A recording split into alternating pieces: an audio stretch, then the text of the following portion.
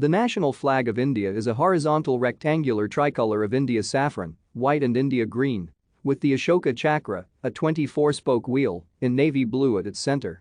It was adopted in its present form during a meeting of the Constituent Assembly held on 22 July 1947, and it became the official flag of the Dominion of India on 15 August 1947. The flag was subsequently retained as that of the Republic of India. In India, the term tricolour almost always refers to the Indian national flag.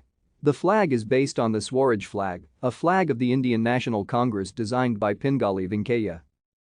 By law, the flag is to be made of khadi, a special type of hand-spun cloth or silk, made popular by Mahatma Gandhi. The manufacturing process and specifications for the flag are laid out by the Bureau of Indian Standards.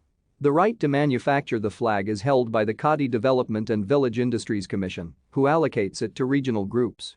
As of 2009, the Karnataka Khadi Gramadyoga Samyukta Sangha has been the sole manufacturer of the flag. Usage of the flag is governed by the Flag Code of India and other laws relating to the national emblems.